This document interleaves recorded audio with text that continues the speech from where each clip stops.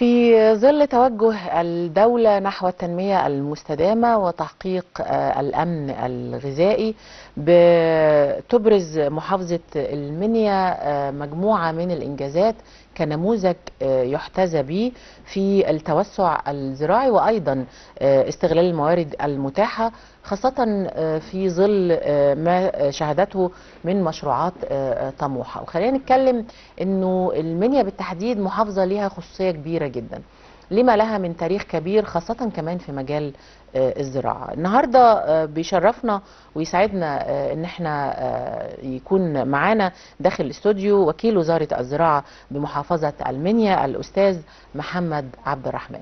اهلا بيك معانا يا فندم. اهلا بحضرتك، منورنا. بنورك. هي اولا متشكر الاستضافه الجميله دي وبشكركم لان انا في التلفزيون المصري، دي حاجه، والحاجه البرنامج نهارك سعيد دي شرف ليا ان انا اكون موجود في التلفزيون المصري. شرف لينا وجودك معانا يا فندم. الله يكرمك. خليني في البدايه اسال حضرتك عن ابرز ملامح المشروعات الزراعيه بمحافظه المنيا.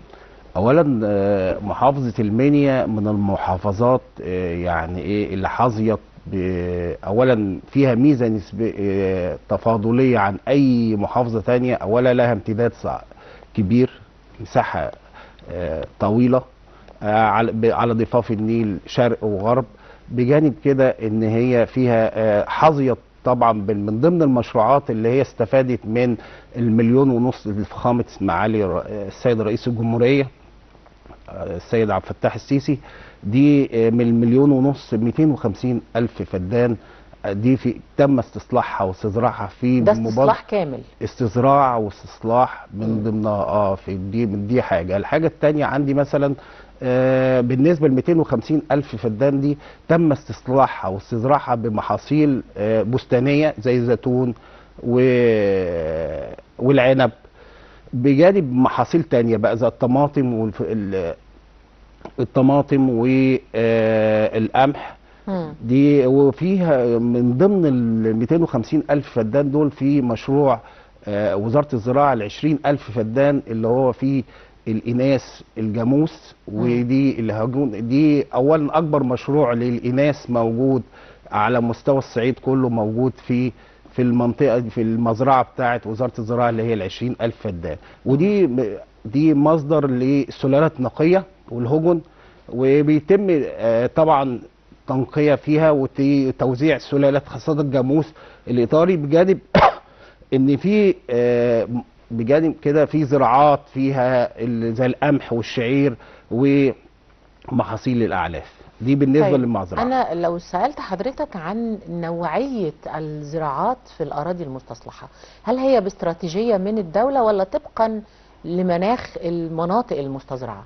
ما أنا بقول لحضرتك هي أولا الميزة في الجو هناك بيناسب كل الزراعات، لأن هنلاقي أولا المساحة واسعة جدا، والهدف الدولة انها التنمية في منطقة الاراضي الصحراوية، وخاصة هنلاقي مثلا هتلاقي في زراعات، والهدف من يعني مثلا شركة الريف المصري الهدف الاساسي فيها زراعة المحاصيل، خاصة هنلاقي المحاصيل الاستراتيجية زي القمح والبنجر. هتلاقي مثلا عندي مشروع زي مشروع اكبر مصنع لانتاج السكر، هتلاقي بطاقة انتاجية 350 ألف طن، ده موجود في غرب المنيا، ده على بنجر السكر بس. طبعا والسنه دي في ميزه ان المنيا زرعت مساحه كبيره. انا عندي اولا في المنيا مش مصنع واحد، انا عندي مصنع ابو رقاص بينتج قصب السكر وفي نفس الوقت بنجر السكر، زائد انا عندي في برضو عشان المساحه كبيره يعني زرعت في حدود 89 ألف فدان بنجر سكر. ما شاء الله. الناس حتى يعني كان المصانع بتاعت السكر بتبدا متاخر شويه، لا المره دي بدات من شهر 2، يعني زي بنجر مصنع ابو الراس بدا توريد من شهر 2. ده ممكن يحل ازمه السكر؟ اولا طبعا، لان انت بتنتجي، ده مصدر السكر، ده مصدر اساسي. اولا انت عندك مصدرين هنا للسكر، مصدر البنجر وقصب السكر. طبعا اللي كان السنه اللي فاتت مصنع ابو رقاص كان متوقف عن انتاج العصر القصب، بس السنه دي الحمد لله ابتدى يشتغل وانتج برضه كميه، واشتغل. هي مده بسيطه بتاع 17 يوم او 14 يوم، وانتج فيها العصير السكر من القصب. وان شاء الله الموسم ده هيبقى موسم خير ان شاء الله على المنيا ان شاء الله يا رب وعلى أمين. مصر كلها يا رب امين. لو سالت حضرتك عن زائد في مشاريع تانية، يعني عندي مثلا الغابات الشجريه. انا عندي الاستفاده من مياه الصرف بعد المعامله بالمرحلتين. عندي غابات شجريه، عندي بادئه من 20,000 فدان تم هيبقى زراعتهم السنه دي، ويعتبر 20,000 فدان دول بادئين من اول المنيا حتى مركز مركز صملوط. عباره عن ايه يا فندم الغابات الشجريه عشان نشرحها اشجار، اولا هي اشجار خشبيه، زائد انها الاشجار الخشبيه ممكن تستفادها فيها في صناعه صناعات صناعات الاساس. الاساس دي مصدر، زائد انها بتحسن البيئه، زائد انها صحيح تحسن لك البيئه، في نفس الوقت مصدات للريح عشان ما تتعرضش للزراعات اللي موجوده او المدن. يا اولا لما بزرع انا مصدات او غابات بحسن البيئه، وفي نفس الوقت مصد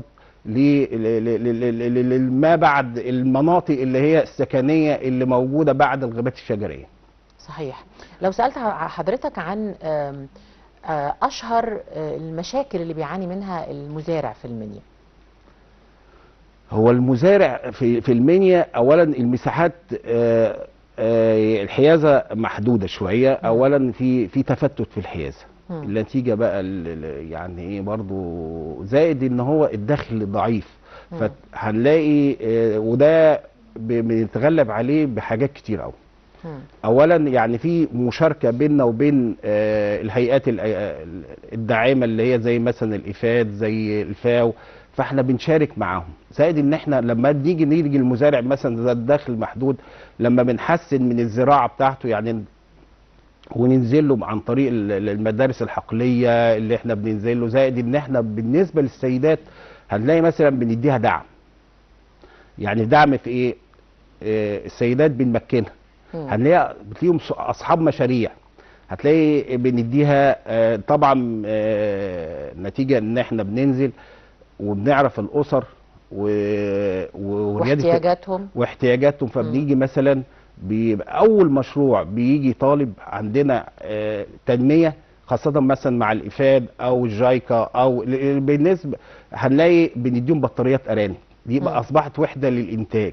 صحيح. وفي بيتها بتربي، زائد ان هي فوجئت ان في سيدات منهم بيشتغلوا في تدوير المخلفات. دي لها شروط يا فندم؟ لا والله، هي اولا احنا اللي بنوصل للناس عن طريق، لان في تشابك بيننا وبين الجمعيات الاهليه اللي موجوده في المنيا، فبتعرفنا بالناس اللي زي الرائدات الريفيات يعني. لا الجمعيات الاهليه غير الرائدات، الرائدات دول برضو موجودين في الجمعيات الاهليه، هم دول اللي بيوصلونا للناس دي. زائد ان احنا تواصلنا مع الجمعيه ومع المزارع، فابتدينا نشوف ايه هي مشكله المزارع. اولا دخله محدود شويه، نتيجه ان هو الزراعه برضو مش بتدي عائد كويس، زائد ان احنا لما احنا نخش احنا في مرحله من المراحل نقول له انتج بغضف انك هنسوق، يعني ما يبقاش مثلا مرتبط بالراجل ده هينتج ومش هيلاقي هيسوق فين، وده مشكله المزارع. انا لما اعرفه ازاي اعرفه السوق، اوديه السوق يعرف يودي المنتج بتاعه، او يحسن يبقى يعمل قيمه مضافه للمنتج، يعني اغير من شكل البتاع. صحيح. اعمل فرز في المزرعه نفسها، يعني المنتج ما يبقاش كله على بعض، اعمل له ادرجه، هنا هيزود دخل المزارع. طب هل حضراتكم ممكن تساعدوه في التسويق لمنتجه؟ تمام، ده ما انا بقول لحضرتك احنا دورنا حاجات كتير قوي. يعني اولا يعني مش بتدوا له المشروع وبتمشوا؟ لا، ده احنا بنتابعه، ده احنا بنديله اولا المشروع هو كمديريه مش بتدي المشروع ده منح بتيجي من هيئات اجنبيه وبتنزل هي بتتابع معانا. زائد ان احنا قبل ما بندي بنعمل دورات تدريبيه عن طريق المدارس. يعني مثلا انا عامل تربيه ارانب، فانا لازم اعرفه ازاي يربي، بنعمل له دورات تدريبيه او احنا بنسميها مدارس حقليه. في المدارس الحقليه سواء في الحقل او في عند المربي بنرفع من مستواه، بحيث ان هو لما اديله المشروع ما يبقاش هو يبقى عليه ازاي هيتعامل معاه. فاديله المعلومات وفي نفس الوقت اعرفه ازاي يسوقه. فده بيديله يعني مصدر من مصادر الدخل، يعتبر اضافه بجانب ان هو بيزرع معاه، وتلاقي السيدات بيساعدوا ازواجهم. فان انا فوجئت مثلا مره واحده شغاله الاثنين بتعمل تدوير مخلفات لها في مزرعتها، يعني هي جايبه مكنه بتفرم المخلف زي حطب ذره، وفي نفس الوقت بتعمل للغير. يعني بعد ما بتخلص الكومه بتاعتها لنفسها، بقت اصبحت مصدر ومعلمه لاخرين، ومصدر من مصادر الدخل لها. صحيح، وده يشيل عبء كبير كمان عليهم. تمام. وفي نفس الوقت برضو بطاريات الدواجن احنا بنديها برضو، نديهم طبعا، نديهم دي وبندربهم ازاي يتعاملوا مع الطائر. وان برضو في يعني مش بينتج بس، لا ده بنديله نعمل له حاجه تانية، ندربه ازاي يستفيد من الفرخه دي ويلف على المصالح الحكوميه، ان هي يبقى قيمه مضافه. انا هكيسه هوديه للسيدات اللي هم الفضليات اللي هم الموظفات اللي هي طبعا ما عندهاش وقت، فهي بتروح بتديها فرخه جاهزه يعتبر متربيه في البيت، فلها طعم مختلف عن الحاجات اللي هي المتربيه في المزارع الكبيره. طيب لو سالت حضرتك، يمكن حضرتك جاوبت دلوقتي انه في توفير فرص عمل، هل المشروعات الزراعيه الكبيره اللي بتقوم بيها المحافظه بتوفر فرص عمل اكبر؟ طبعا، لان بصي الزراعه زحمه عملها كثيفه. صحيح. من مرحله لان مراحلها كتير، مراحلها من اول الاعداد للارض لغايه يعني من الزراعه دي اعمالها، التنقيط الحشائش، مقاومه الامراض، كل دي عماله. يعني الميزه في الزراعه انها صاحبه عماله كثيفه، دي بتدي فرص عمل، فبتزود دخل المزارع، بتحسن من الاسره. ما انا لما اشتغل يبقى انا هيجي لي مورد او دخل اقدر اصرف واحسن من الاسره اللي انا عايش فيها. طيب ايه اشهر المشروعات واكثرها تميزا لمحافظه المنيا من وجهه نظرك؟ اولا مشروعات، ما انا بقول لحضرتك يعني مثلا عندي مشروعات، بالنسبه عندي مشروع السكر ده. ايه اللي يعتبر درة التاج زي ما بنقول؟ اللي درة التاج عندنا في اولا مشاريع زي النباتات الطبيه والعطريه.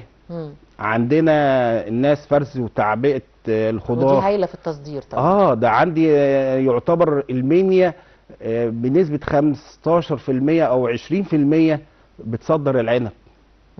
دي فرز وتعبئه من هنا، من عندنا من المنيا على طول على الدوله اللي هي يتم تصدير العنب بكل انواعه. مش كله، لان طبعا في المستورد محتاج، او العميل هناك في الدول الاجنبيه محتاج صنف معين اشتراطات معينه، واشتراطات زائد ان انا عندي برضو في تجفيف، عندي تجفيف العنب.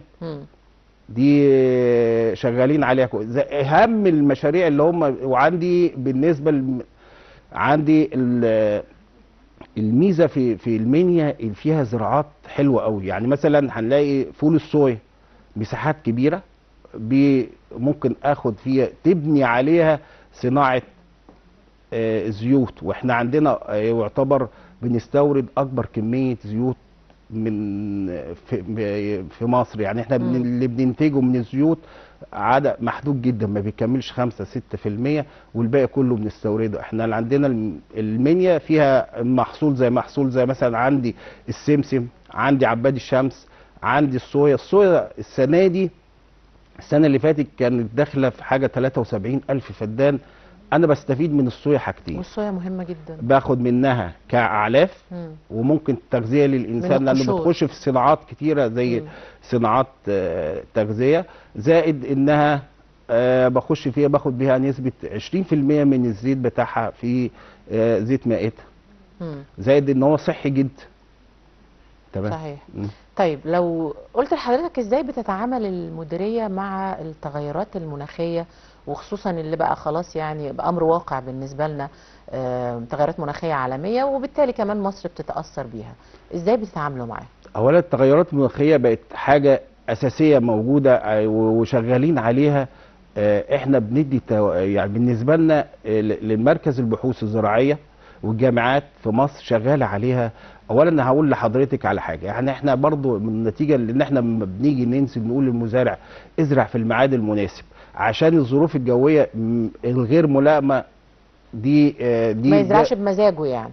لا، ما احنا ما بديله وبزرع بالصنف. يعني السياسه الصنفيه، لما بقول السياسه الصنفيه لمحصول معين في البلد دي خاصه مثلا في الحبوب بالنسبه للقمح، فهو بتديله انتاجيه اعلى. بس بيلتزموا يا فندم طبعا، لان هو اللي يهم المزارع ايه؟ ان هو يلاقي في نهايه المحصول زود دخله. صحيح. ما انا لما هزيد الانتاج يبقى انا هزيد في الدخل. انا هلاقي ظروف غير مواتيه، هزرع في ميعاد غير مناسب، هتعرض لظروف غير مواتيه، فبالتالي هتاثر. يعني مثلا هقول لحضرتك، يعني من ضمن الحاجات اللي احنا الارشادات اللي انا قلتها للزملاء ان احنا ممكن نحمل الذره مع فول الصويا. لقوا ان فول الصويا مع الذره قاوم دوده الحشد، قلت نسبه دوده الحشد. واولا احنا لما بنعالج دوده الحشد في المراحل الاولانيه بيعدي المرحله قوي. فدي من ضمن الحاجات، زائد ان هي في اصناف يعني مثلا في القمح مثلا بنلاقيها بتاخد مده اطول.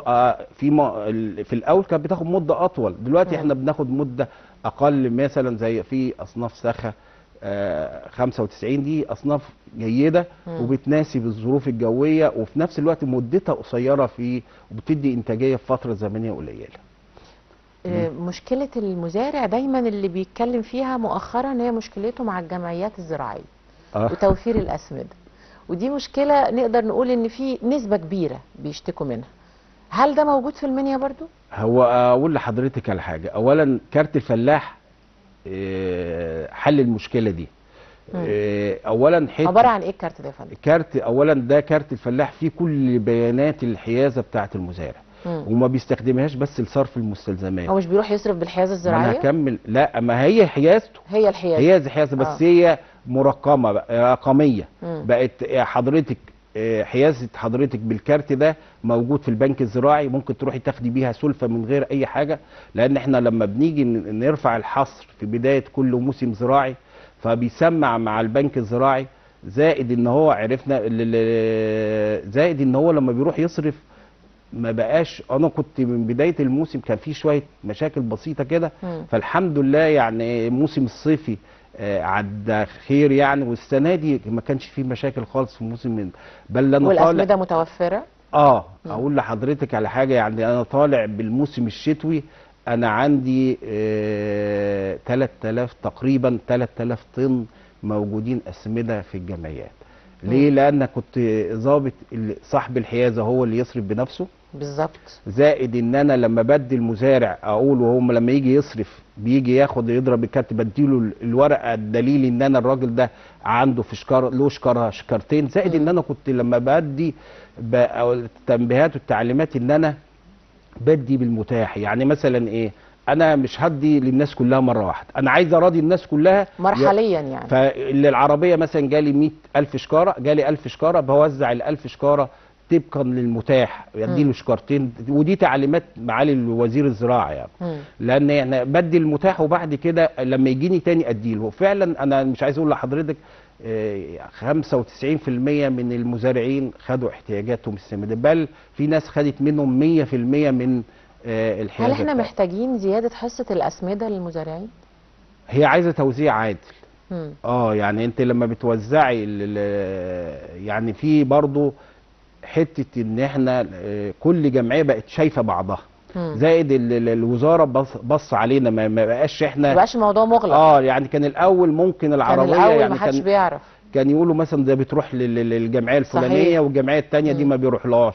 دلوقتي العربيه بقت فيها كارت، يجي يقوم ضارب عشان يسمع، معروف خط سيره يعني، معروف خط سيره، هيروح الجمعيه الاولانيه. كان الاول مثلا يقولوا الناس بتوع بحري هم اللي بياخدوا، قبلي ما بياخدش ليه؟ لان بيستقرب المسافه من القاهره. فما بقاش الموضوع فيه شك خلاص. لا الحمد لله، وهي بس عمليه المتابعه باستمرار فحدت من عمليه مش عايز اقول ايه، سرقه الاسمده بمعنى صح، تسرب الاسمده. انا بشكرك جدا زائد يا ان احنا فندم. برضو طبعا حضرتك اتفضل. الحيازات الوهميه اللي احنا اشتغلنا عليها في بدايه الموسم كان في حيازات وهميه كتير. يعني دي بفضل الله اولا والزملاء، لان انا ما اشتغلتش لوحدي، انا من بدايه انا جيت المحافظه كان فيها نسبه كبيره من الحيازات الوهميه تم تنقيتها في الموسم، بدايه الموسم الشتوي، والحمد لله يعني دي برضو هي دي اللي خلت ووفرت اسمده موجوده يعني. أنا بشكر حضرتك جدا على المعلومات القيمة اللي قلتها لنا النهارده. الله يكرمك. وكل أمنياتنا السعيدة لمحافظة المنيا بالتقدم والرخاء، لأنها من أقدم المحافظات في مصر وأشهرها، وحتى على المستوى العالمي الناس بتجيلها من كل دول العالم. بشكرك جدا يا فندم. شكرا، أنا بشكركم وسعيد إن أنا أكون معاكم. إحنا الأسعد يا فندم. كاميرا برنامج نهارك سعيد تابعت كمان فعاليات ملتقى تقييم دراما رمضان 2025، واللي قدم تحليل ونقد بناء لمسلسلات شهر رمضان. خلونا نشوف هذا التقرير ونرجع مع فقرتنا الثانية. نورت.